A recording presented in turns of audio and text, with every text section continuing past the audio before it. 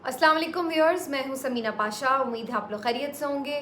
Viewers, आज जो दिन भर की अहम अपडेट्स हैं, ख़ास तौर पर कुछ अदालत से जुड़ी, इमरान खान साहब के फ़ैसलों से जुड़ी, वो भी आपके साथ शेयर करनी है। एक ख़बर है मेरे पास जो भारत से है, क्रिकेट वर्ल्ड कप वहाँ पर हो रहा है, वहाँ से एक अफसोसनाक ख़बर आई है, वो आपके साथ शेयर करेंगे। और कुछ बात करेंगे फ़लस्तीन की ताज़ा तरीन सूरत हाल के हवाले से भी। तो काफ़ी कुछ है जी वीलॉग में। आपसे रिक्वेस्ट है कि चैनल को सब्सक्राइब कर लें अगर अभी तक सब्सक्राइब नहीं किया। तो सबसे पहले ज़रा बात हो जाए जी इमरान खान साहब के केसेस के हवाले से। 3 अहम मुकदमात की समाअत थी बेसिकली। एक तो जो उनकी तोशा खाना केस था, उसमें जो फैसला था उसको मुअत्तल करने की समाअत होनी थी और इस सिलसिले में समाअत हुई भी। फिर हमने देखा कि ये इसलिए बड़ा इम्पॉर्टेंट था कि इसमें जस्टिस बाबर सत्तार साहब हैं और चीफ जस्टिस आमिर फ़ारूक साहब हैं। 2 रुकनी बेंच है जो ये समाअत कर रहा है। और इस केस में ये इसलिए भी बड़ा इम्पॉर्टेंट है कि अगर ये फ़ैसला मुअत्तल होता है तो इमरान खान साहब फिर इलेक्शन भी लड़ने के अहल हो जाएंगे। अभी भी खैर बहुत सारे लोगों का इस पर इत्तेफाक है कि स्टिल उनके ऊपर कोई बाइंडिंग नहीं बनती, क्योंकि एक दफ़ा जो वो डी सीट हुए थे उसके बाद से वो अहल थे इलेक्शन लड़ने के। लेकिन बहरहाल कुछ कानूनी माहिरीन के मुताबिक ये नाअहली बरकरार है। तो बहरहाल इन एनी केस अगर ये फ़ैसला ही मुअत्तल हो जाता है तोशा खाना का, तो फिर उस सूरत में इमरान खान साहब की नाअहली भी ख़त्म हो जाएगी। तो आज इस सिलसिले में जो दरख्वास्त थी उसके काबिल समाअत होने या ना होने के हवाले से दलाइल सुने भी गए और फिर इसके ऊपर फ़ैसला भी महफूज कर लिया गया है। यानी अभी मुअत्तल नहीं हुआ फ़ैसला, ना ही मुअत्तल ना करने का फ़ैसला हुआ है। फ़िलहाल सिर्फ़ और सिर्फ इस चीज़ के ऊपर समाअत हुई है कि ये दरख्वास्त काबिल समाअत है या नहीं, और उसके बाद इस मामले के ऊपर फ़ैसला भी महफूज हो गया है जो किसी वक्त सुनाया जा सकता है। तो लेट्स सी कि इसके ऊपर क्या फ़ैसला आता है। अगर ये काबिल समाअत हुई तो फिर इसके ऊपर फर्दर प्रोसीडिंग होगी, और अगर ये काबिल समाअत ना हुई तो फिर ये मामला यहीं पर फ़िलहाल रुक जाएगा। तो इस बात को तो अब एक तरफ रख दें। जो दूसरा अहम मामला था वो इमरान खान साहब को एक जो बड़ी मुश्किल दरपेश थी जेल के अंदर, उससे मुतालिक था। और वो मुश्किल थी कि इंतहाई कंजस्टेड सा एक सेल है, बहुत छोटी सी जगह है जहाँ पे इमरान खान साहब को रखा गया है, और वो वॉक नहीं कर पा रहे हैं। और आपको मालूम है कि वो शुरू से ही एक स्पोर्ट्समैन है और बहुत ज़्यादा एक्सरसाइज के आदी हैं, और वॉक या रनिंग, जॉगिंग, हाइकिंग, ये सब तो उनकी फितरत सानिया है। अब इमरान खान साहब सख्त यहाँ पर मायूस थे, क्योंकि अटक में तो फिर भी सूरत हाल कुछ मुख्तलिफ थी, वहाँ पर उन्हें कुछ जगह दस्तयाब थी जहाँ वो वॉक कर लेते थे। अब वो कंटिन्यूसली इस बात की शिकायत कर रहे थे कि उनको वॉक नहीं करने दी जा रही है, और वो बहुत एक छोटे से पिंजरे में बंद होकर रह गए हैं। आज भी जब उनकी वकीला से मुलाकात हुई तो उन्होंने इसी बात का इजहार किया कि उन्हें एक पिंजरे में बंद करके रख दिया गया है, और इसके साथ उन्होंने ये भी कहा कि ऐसा सलूक कर रहे हैं कि जैसे मैं कोई दहशतगर्द हूँ। बहरहाल वो ये बात वकला के साथ करते ज़रूर हैं, लेकिन वकला ये कहते हैं कि वो इस पर परेशान नहीं है। वो कहते हैं मैं फिर भी हर तरह की सिचुएशन फेस करने के लिए तैयार हूँ, लेकिन साथ साथ ये बताना भी ज़रूर है कौम को कि हो क्या रहा है और किस तरह से ये मामलात कर रहे हैं, किस तरह से नाइंसाफ़ी हो रही है, और किस तरह से वो चीज़ें जो हक हैं उनका, उनसे भी उनको महरूम रखा जा रहा है। इस सिलसिले में उनके वकला की तरफ से एक अलग से दरख्वास्त भी दायर की गई थी, और इस दरख्वास्त के ऊपर जो स्पेशल अदालत के जज हैं उन्होंने आज उनकी बैरक का दौरा भी किया। चूँकि वो आपको मालूम है कि अडयाला जेल में ही अब साइफ़र केस की समाअत हो रही है, और वहाँ पर उन्होंने जाके इमरान खान साहब की बैरक का दौरा भी किया और जायज़ा भी लिया। फिर उन्होंने आकर जो रिपोर्ट दी उसके मुताबिक उन्होंने कहा कि बैरक बहरहाल उस तरह गंदी तो नहीं है, यहाँ पर सफाई का इंतज़ाम तो है, लेकिन ये बात दुरुस्त है कि बैरक बहुत छोटी है और यहाँ पर वॉक नहीं की जा सकती। तो फिर उसके बाद जज साहब ने एक स्पेशल ऑर्डर उसी वक्त किया, इमरान खान साहब की इस्तदा मंजूर करते हुए, उनको सही करार देते हुए कि जो बैरक की एक दीवार थी वो गिराने का हुक्म दिया। बैरक की दीवार के उस तरफ बागीचा है जहाँ पर इमरान खान साहब की फिर रसाई हो सकेगी। तो जज साहब ने फिर ये फौरी तौर पर ऑर्डर दिया कि ये उनका हक है कि वो वॉक कर सकें, तो ये अगर दीवार गिर जाए तो उन्हें पीछे बागीचे तक रसाई मिल जाएगी, जिससे फिर उनका ये मसला हल हो जाएगा। तो फिर अब जो ताज़ा इत्तलात है उसके मुताबिक उनकी इन हुक्म पर फौरी तौर पर अमल दरामद भी हो गया है, और वो दीवार जो है वो गिरा दी गई है बैरक की। तो इस तरह से इमरान खान साहब को बहरहाल एक थोड़ी बेहतर जगह मैसर हो गई है जहाँ पर वो वॉक कर सकते हैं, कोई थोड़ी सी खुली हवा उनको मैसर है जहाँ पर वो सांस ले सकते हैं। तो ये एक गुड न्यूज़ है जी। अडयाला जेल से इमरान खान साहब के लिए उनकी सुनी गई और उनकी ये जो इस्तदाए मंजूर कर ली गई है साइफर केस में। आज शाह महमूद कुरैशी साहब से भी वहाँ पर उनकी मुलाकात हुई है, क्योंकि उन्हीं का ट्रायल भी फिर वहीं पे ही हो जाता है। वहीं पे ही जज साहब स्पेशल अदालत लगा के दोनों को एक साथ निमट लेते हैं और बुनियादी तौर पर अटक जेल से अडयाला जेल मुंतकिल करने का मकसद भी यही था। इसी वजह से इमरान खान साहब को यहाँ पे शिफ्ट भी किया गया। अब इस केस में जो साइफर केस की समाअत थी उसके हवाले से भी मैं कुछ अपडेट कर दूं कि आज तो ज़मानत की जो फैसला था उसके ऊपर बात होनी थी कि ज़मानत इमरान खान साहब को साइफर केस में मिल जाए। तो उसमें तो मैंने आपको पहले ही बताया हुआ है कि ज़मानत का फ़ैसला यहाँ तो होना नहीं है। तो फ़िलहाल जहाँ होना है वहाँ पर अभी ये फ़ैसला हुआ नहीं कि उन्हें छोड़ना है या रिहा करना है। तो लिहाजा इमरान खान साहब को भी ज़मानत ना मिलनी थी, ना मिली और केस की समाअत अब जुमे रात तक मुलतवी हो चुकी है। इसकी प्रोसीडिंग्स में वकला ने क्या कहा, ये क्या कहा, वो क्या कहा, वो वही बातें हैं जो हम ऑलरेडी कई बार डिस्कस भी कर चुके हैं। कुछ टेक्निकल पॉइंट्स हैं कि जनाब जो ऑफिशियल सीक्रेट एक्ट है इसके तहत कभी भी सिविलियन अदालत में उस तरह से कार्रवाई नहीं हुई।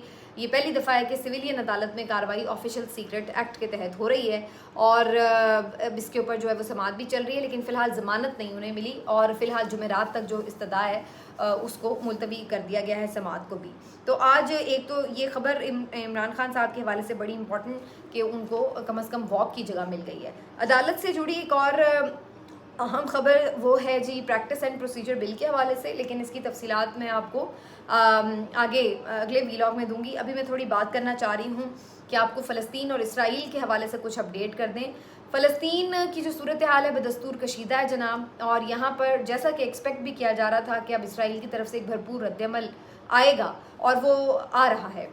इसराइल ने अब कंप्लीट एक मुहासरा कर लिया है गज़ा का और वहाँ पर उन्होंने बाकायदा ऐलान भी कर दिया कि हमने इसको बंद कर दिया मुकम्मल तौर पर हर तरफ से।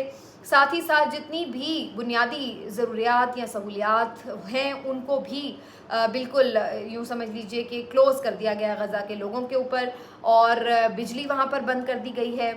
इसके साथ साथ वहाँ पर किसी किस्म का कोई भी कम्युनिकेशन का ज़रिया भी उस तरह से दस्तयाब नज़र नहीं आता।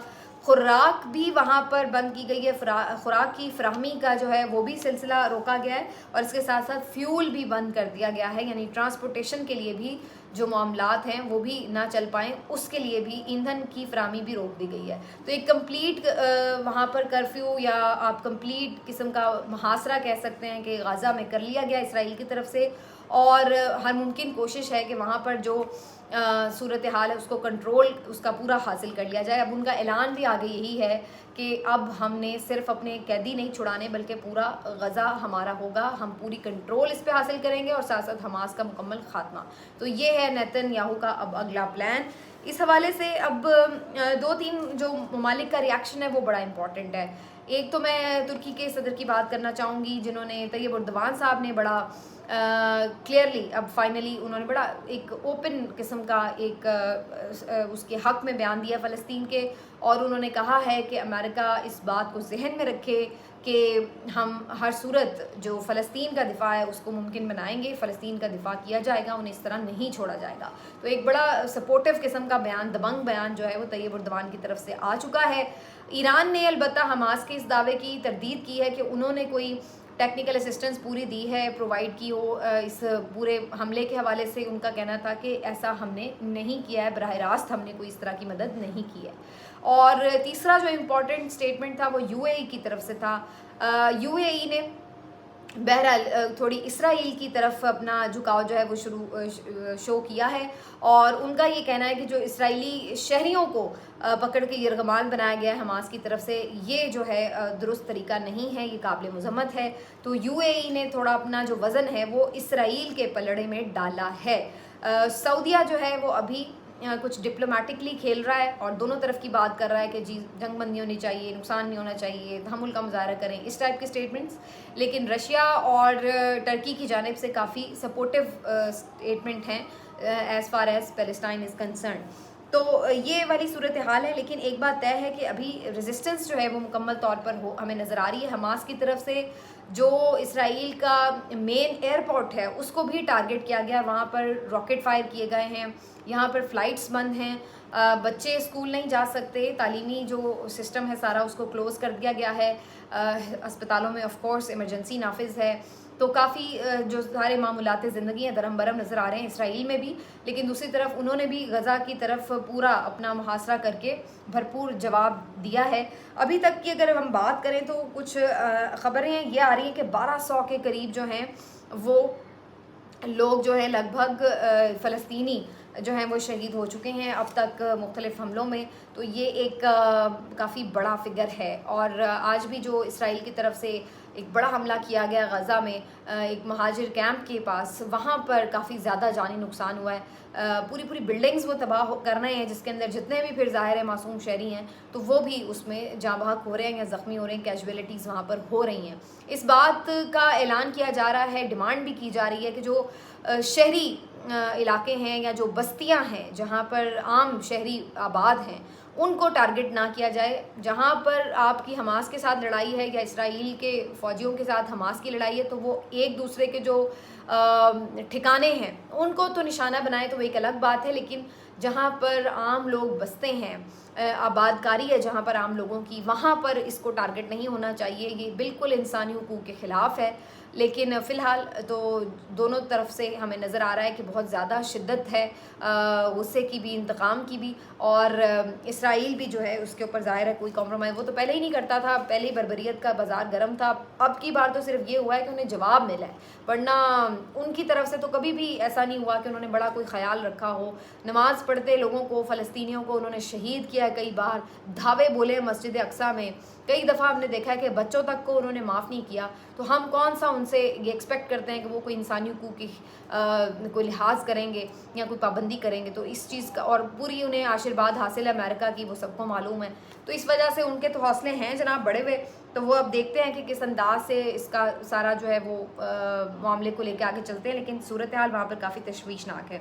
और आखिर में मैं ज़रा बात कर लूँ भारत की, जो वर्ल्ड कप वहाँ पर हो रहा है, अनफॉर्चुनेटली मुल्क के हालात इस किस्म के हैं कि हालांकि मैं बड़ी क्रिकेट की शौकीन हूँ और मैं बहुत ज़्यादा फॉलो करती रही हूँ हमेशा क्रिकेट के मुख्तलिफ मुकाबले, लेकिन अनफॉर्चुनेटली जिस तरह के मुल्क के इस वक्त हालात हैं, कुछ आप यकीन करें दिल एक अजीब सा बुझा हुआ है और उस तरह से बहुत ज़्यादा मैं फॉलो भी नहीं कर पा रही कि क्या चीज़ें चल रही हैं। लेकिन एक ख़बर जो मेरी नज़र से गुजरी, जो मैं चीज़ें उसमें देखती हूँ प्रेस में भी और जो आ रही हैं चीज़ें सोशल मीडिया पर भी सामने, कि जो भारत की तरफ से एक तो सबसे ज़्यादा अफसोसनाक बात यह है कि जो पाकिस्तानी शायकीन है उन्हें वीज़े नहीं जारी किए गए। और उसके ऊपर जो पीसीबी का रिएक्शन है कि बिल्कुल आप लेटे हुए हैं, आपने कोई अपना एहतजाज रजिस्टर नहीं करवाया उन्हें, कि पाकिस्तानी शहरियों का भी उतना ही हक है कि वो वहाँ पर जाएं, अपनी टीम के मैचेस में उनको सपोर्ट करें। यानी आपने हमारी टीम को बड़ा एहसान कर दिया वहाँ पर जगह देकर, बुला के मुकाबले का हिस्सा बनाकर, लेकिन उनको सपोर्ट करने के लिए वहाँ पर कोई मौजूद नहीं है। उस तरह से बिल्कुल जिसको कहते हैं ना अकेला आपने उन्हें खड़ा कर दिया मैदान के अंदर, तो वो वाली सूरत हाल है पाकिस्तानी क्रिकेट टीम के साथ। लेकिन ये तो अपनी जगह कि आपने खेल में एक हमेशा की तरह सियासत घुसेड़ी है और अपना जो एक बदमाशी वाला एलिमेंट है भारत का, जो आईसीसी के अंदर वो हमेशा इस्तेमाल करता है, उसी को इन्होंने इस्तेमाल करते हुए अपनी मर्ज़ी हमेशा की है। एशिया कप में हमने पाकिस्तान नहीं जाना, वहाँ पर भी अपनी मर्ज़ी, दो तरफ़ा सीरीज़ तय हुई एग्री किए हुए, उस पर नहीं खेलना भाई हमारी मर्ज़ी। और अब ये इनका हाल देखें कि वर्ल्ड कप जैसा मुकाबला है और वहाँ पर पाकिस्तानी शायकीन अपनी टीम को सपोर्ट करने के लिए नहीं आ सकते क्योंकि जी ये वीज़े जारी नहीं कर रहे हैं। तो ये बदमाशी है की पूरी तरह। और अफसोस की बात यह कि आईसीसी जो है इस बदमाशी में सिर्फ एक खामोश तमाशाई की तरह बैठा इनकी शक्ल देखता रहता है और एक जैसे आप एक बड़ा बदमाश होता है ना सारे ग्रुप में और फिर सब उसके आगे सजदा रेज हो जाते हैं, ये वाली सूरत हाल आईसीसी में भारत की है। और अब तो हद हो गई है कि ज़ैनब अब्बास जो कि आपको मालूम है एक रिनाउन क्रिकेट एंकर हैं, वो भी इसी वर्ल्ड कप की कवरेज के लिए भारत में मौजूद थी, लेकिन वहाँ पर उनके साथ भी इस किस्म का माहौल बनाया गया है, इस तरह से उन्हें प्रेशराइज़ किया गया है कि उन्हें भारत छोड़ना पड़ा है। वजह क्या है कि 8 साल पहले उन्होंने कोई अगर ट्वीट्स किए हैं जो कि उनको बुरे लग गए हैं शिद्दत पसंदों को, इंतहा पसंदों को, तो उनकी बुनियाद के ऊपर उनके खिलाफ एक साइबर एक्ट के तहत मुकदमा वहाँ पर कोई दर्ज करवाया गया। और अब ख़तरा ये था कि उस पुराने मुकदमे के चक्कर में कहीं उनको अरेस्ट ना कर लिया जाए। तो ये इंतहाई शेमफुल बात है। मतलब आपके सिफारतकारी के कुछ रूल्स होते हैं, आपके कंट्री में कितना बड़ा इवेंट हो रहा है और वहाँ पर कोई आपके पास कवरेज के लिए आ रहा है, तो बजाय उसके कि आप उसको फैसिलिटेट करें, उसको रिस्पेक्ट दें, मेहमान नवाजी तक भी आप भूल चुके हैं। और उस बंदी को, वो जो वहाँ पे कोई वो पॉलिटिकल तज्जिए देने तो आई नहीं है ना, वो कोई यहाँ पर नुकसान पहुँचाने आई है, तो वो अपना एक स्पोर्ट्स से रिलेटेड कंटेंट है उसके ऊपर काम कर रही हैं और वो आप उसको उसके ऊपर भी हरास कर रहे हैं या उसके ऊपर प्रेशर डाल रहे हैं कि उसको फाइनली जो है वहाँ से भारत छोड़ना पड़ा। तो अब खबरें ये आ रही हैं कि वो उन्होंने एक सेफ़ एग्ज़िट लिया है और वो दुबई चली गई हैं, क्योंकि वहाँ पर उन्हें महसूस हो रहा था कि उनके लिए काम के हालात काफ़ी मुश्किल होते जा रहे हैं। तो ये एक तरफ जहाँ भारत के लिए बड़ी शर्मिंदगी की बात है कि आपसे एक पाकिस्तानी खातून वहाँ पर बर्दाश्त नहीं हो रही, वहीं ये आईसीसी के मुंह पर भी एक तमाचा है कि आप कब तक इस तरह खामोश तमाशाई बने देखते रहेंगे और कब तक अब भारत को मनमानियाँ करते देने, या तो फिर आप बिल्कुल ही सारा जो इख्तियार है उसका टोटली भारत के सुपुर्द कर दें कि जी आईसीसी कुछ नहीं है, जो है वो भारत है, जो उसका दिल करेगा वो करेगा क्रिकेट के साथ। तो ये बड़ा अनफॉर्चुनेट सा एक इवेंट लगा, मुझे बड़ा अफसोस हुआ। ज़ैनब अब्बास के साथ मुझे ख़ुद भी काम करने का इत्तेफाक हुआ है, बड़ी नाइस खातून है और अब ज़ाहिर है कि वो वर्ल्ड वाइड इतनी फेमस भी हैं, उनके इतने सारे चाहने वाले हैं, पसंद करते हैं लोगों ने, और वहाँ पर उनके साथ इस किस्म का रवैया इंतहाई अफसोसनाक बात है। मिलते हैं आपसे अगले वीलॉग में, अपना ख्याल रखिए, अल्लाह हाफ़िज़।